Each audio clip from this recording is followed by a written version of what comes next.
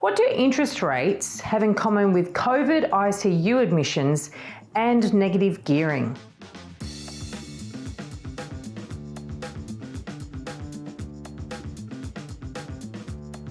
Well, I'll give you the answer up front and then I'll explain what I'm getting at. All three subjects have provided heaps of opportunity for the use and misuse of statistics. Let's start with COVID ICU admissions. Now, after we all started getting vaccinated, which is fantastic, let's face it, and we're watching all those cases rise in 2021, and we could see that people were still getting admitted to hospital, people were still dying, in fact, and people were still getting admitted to intensive care. And it looked like 50% of the people in intensive care had actually been vaccinated. And you think, oh, whoa, what is the point of getting vaccinated? Now, this is a thing that statisticians called base rate neglect.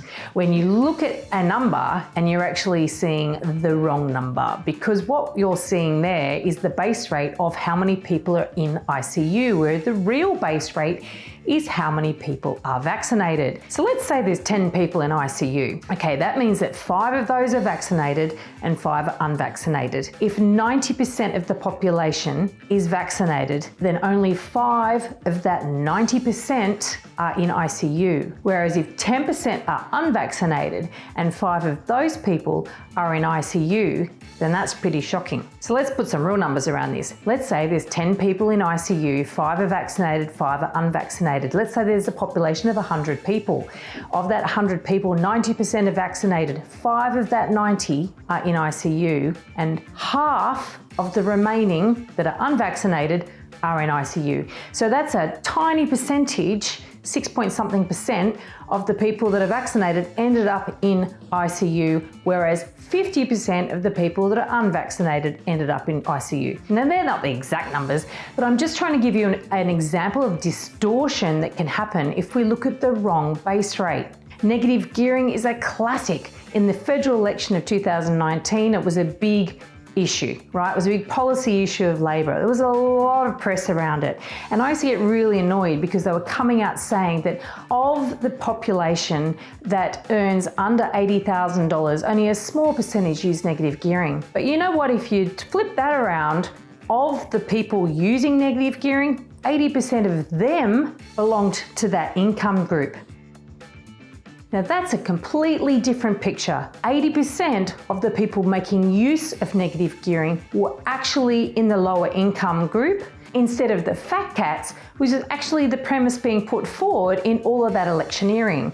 That really made my blood boil because it's absolutely a great example of the misuse of statistics. And we're having a similar problem at the moment when we're seeing all the press coverage around rising interest rates and what that's going to do to housing prices in this country. On and on and on about falls and up to 25% falls we've seen in headlines. But here we have again a base rate problem.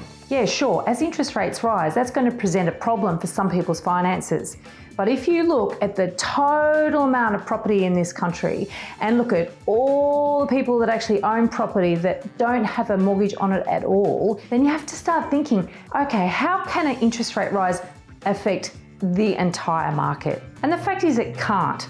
There are areas where the level of debt on property in those particular areas is very, very low, very established areas. There are other areas, much newer areas, for example, where there's a much higher rate of debt.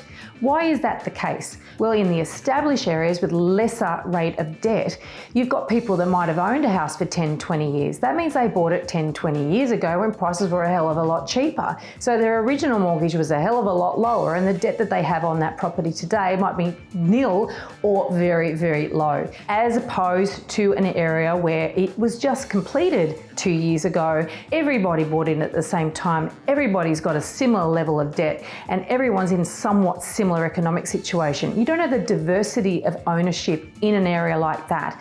I'm talking about new housing estates, newly settled blocks of apartments. These are market segments that are a lot more vulnerable to interest rate rises than the market as a whole. You know, in this day and age when information is so readily available, we do have to remember to be more critical about evaluating and examining what's presented to us as fact. I'm all for more truth, transparency and trust in the property industry. And if you want to join the conversation, please leave a comment.